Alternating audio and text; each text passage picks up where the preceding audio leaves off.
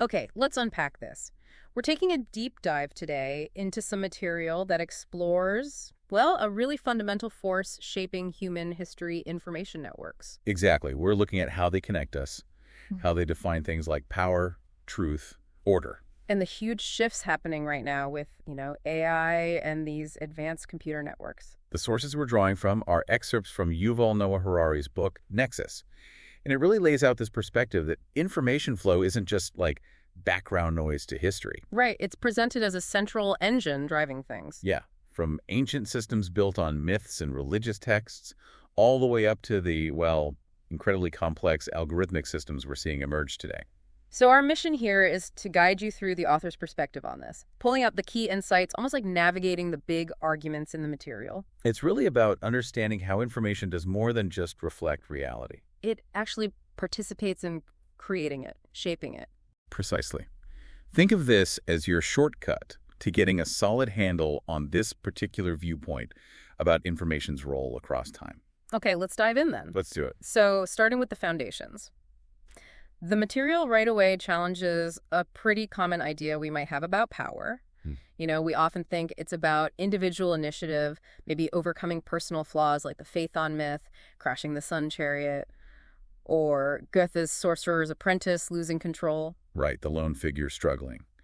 But the source argues that's, well, maybe a naive view of where real power comes from. So it's not about the individual. Not fundamentally. True power, historically speaking, stems from cooperation. And that cooperation is always facilitated by information networks. Ah, okay. So one person alone, no matter how brilliant or strong. Has limited reach. Mm-hmm. It's the ability to share information, coordinate action across groups. That's what creates power. And tied right into that is another assumption. More information automatically equals more truth. The source seems to push back on that pretty hard. It really does. The NILI spying example is interesting here. Getting accurate info, 10,000 Ottoman soldiers in Gaza. That's truthful in a very specific, narrow sense. Right. But it's also a massive simplification of reality, isn't it? Just counting soldiers focuses on one similarity, ignoring all the differences between those individuals. So any truth within a system involves simplification. Exactly. And that simplification is a choice, often driven by what the network actually needs to function. The source brings up astrology, too, as a powerful historical example. Yeah, for centuries, horoscopes were vital information, guiding emperors, shaping big decisions. It was powerful information within that specific network. Even though, objectively. Objectively, it didn't represent reality accurately. But what's key, according to the author, is information's fundamental characteristic. It connects. Information connects. Always. That flow created connectivity, cooperation in that astrological network, giving it real-world power without needing to be factually true about the stars. Okay, that's a really core idea right from the start. Connection-building powerful networks, even if they're not based on, let's say, objective truth. Precisely. And this sets up what the material suggests is a central tension throughout history. The struggle to balance truth with order. Truth versus order. Networks often prioritize creating a stable, functioning order. And sometimes achieving that means accepting or even promoting a simplified or, frankly, less than truthful view of reality. So you can build incredibly powerful systems by prioritizing order. But the source questions whether those systems are ultimately wise. Okay, let's dig into what feels like a really central theme in the material, the power of stories. This section gets into why sapiens dominate the planet. Right, and it's not because we're individually smarter or wiser, apparently. It's our ability to cooperate flexibly in huge numbers. Yes, and stories are presented as the key technology enabling that mass cooperation. How so? Stories allow us to create something beyond just subjective experience, my pain, your joy, or objective facts like gravity. They create intersubjective reality. Intersubjective reality? Things like laws, gods, nations, money. Exactly. Things that aren't physical objects but exist in the shared network of our minds because of the stories we tell each other. Information exchange here literally creates these things. Wow. So fiction isn't just entertainment. It's fundamental infrastructure holding massive human networks together, especially those built around these intersubjective concepts. And the source argues fiction actually has advantages over truth for uniting people. Advantages? Like what? Well, two main ones. First, fiction can be incredibly simple. Our nation is God's chosen people. That's much easier to grasp and rally behind than a complex explanation of a nation as an intersubjective construct. Easier to connect with emotionally, maybe? Definitely. Second, stories claiming divine origin make the social order much harder to question. If the Ten Commandments came directly from God, you can't just amend them like a human-made constitution, can you? That makes sense. Although the material does touch on the materialist or Marxist critique, right? Seeing these stories as just camouflage. Yeah, the idea that it's all really about underlying economic interests or power struggles like the Crusades, WWI, the Iraq War being fought for resources, not the stated ideals. But the source offers a counter-argument. It does. While material factors are obviously crucial, the point raised is that if history is significantly shaped by these intersubjective stories, then engaging with those stories, debating them, changing beliefs through dialogue, that's a valid way to potentially avoid conflict. If it was only about material interests, talking would be pointless. Exactly. Stories also seem incredibly potent for branding, not just products, but people. Oh, yeah, the examples of, like, a corrupt billionaire branded as a champion, or an imbecile as a genius. Or an abusive guru seen as a saint. People connect to the story crafted around the person, which might be very different from the reality. Even Sherami, the heroic pigeon, was partly a PR story for the Army's pigeon service. It shows how deeply narratives shape perception, and this ability of stories to create shared identity, it can be intense. Super intense, sometimes blurring history and personal memory. The Passover example is powerful feeling like you personally came out of Egypt. Or the Jewish sages saying their souls were actually at Sinai. It's claiming the story not just as history, but as lived, shared memory, not just a metaphor. Okay, so shifting gears a bit from spoken stories, the material introduces written documents, a different kind of information tech. Yeah, often less dramatic, more like, dry lists, taxes, property, who owes what.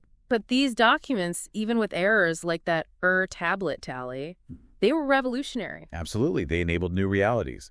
Large-scale administration, owning property far away. Yeah. These became possible in ways they just weren't before, when it relied on local community knowledge. So ownership itself changes from something everyone in the village knows to something recorded in a network of scribes and officials. Right. And this network, this bureaucracy built on documents, profoundly shapes how we organize things, even how we divide up knowledge in universities' history, biology, math. The source presents that as an invention of bureaucrats, not an objective reflection of reality. Kind of, yeah. The COVID-19 pandemic is used as an example. It was historical, biological, and mathematical all at once, cutting across those neat bureaucratic lines. And the John Snow cholera example, mapping cases to the Broad Street pump. That information analysis led to bureaucracy. It spurred a huge bureaucracy, regulating wells, sewage, requiring forms, licenses. It shows how information analysis feeds network control. So bureaucratic society becomes humans passing documents to other humans. Or even documents telling humans to go deal with other documents. Yeah. Authority shifts into the network itself. And it's often hard for us to really get our heads around. Because our usual stories are about biological dramas, family love, rivalry. Exactly. Documents don't have siblings or fall in love. Which is why the source notes artists like Kafka were so important. They started depicting the surreal, non-biological ways bureaucracy shapes our lives. But this section also makes a crucial point.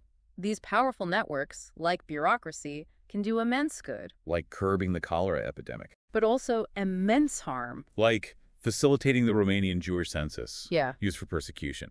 So just increasing information or network power doesn't guarantee good outcomes. It doesn't make balancing truth and order any easier. Not at all. Okay, moving on. Holy books. The Bible. The Quran. The source sees these as a specific technology. Yeah, an attempt to bypass the perceived fallibility of human prophets, to get direct access to supposedly infallible gods. But it didn't quite work out that way. Not fully, no. Yeah. The world changes, texts need interpretation. The material points to variations in early texts, like different versions of Deuteronomy found in the Dead Sea Scrolls. And fundamental disagreements over meaning. Right, like the example of Jewish rabbis and early Christians interpreting the same verse in Isaiah completely differently. And the sheer number of early texts, different gospels, letters, someone had to decide which ones were in. Exactly. So you needed human institutions, priests, bishops, theologians, rabbis, to curate the texts, decide on the canon, like how the New Testament or the Mishnah and Talmud were compiled through debate and selection. So the human institution kind of makes a comeback. The institution strikes back, as the source puts it. The power shifts back to the human interpreters, the rabbinate, the church. Trust the infallible book really becomes trust the human institution that tells you what the book means. Which leads to the infallibility trap. Right. If your institution claims it never makes mistakes, then admitting any error, even a small one, could destroy its authority. Like the Catholic Church apology framing past crimes as individual failures, not institutional ones. Precisely. Trying to protect that core claim of infallibility. This is contrasted with, say, Jewish orthodoxy, which historically could accept that even revered rabbis might have erred. And this contrast really highlights the difference with scientific institutions. Totally. Science isn't built on infallibility. It's built around self-correcting mechanisms. It assumes everyone is fallible, encourages questioning, and is designed to admit and fix errors, even big ones. Acknowledging past mistakes, flawed theories. Yeah, and that willingness to self-correct is presented as a key reason science moves forward so relatively quickly. Okay, let's shift focus again to politics. Democracy and totalitarianism, drawing from chapters 10 and 11 themes. The core difference seems to be information flow. Absolutely. Dictatorships. Highly centralized flow. Information goes to the center. Rome, Berlin, Moscow. They're suspicious of independent channels because information control is power control. Like the Qin Empire trying to control even thought, or the Soviet secret police as an information army. And modern tech made this scarier.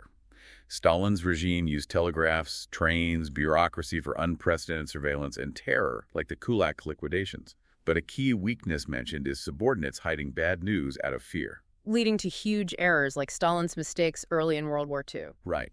And these systems often end up devouring their own leaders, too. Democracies, on the other hand, decentralized flow. Fundamentally decentralized. Most information exchange happens outside government.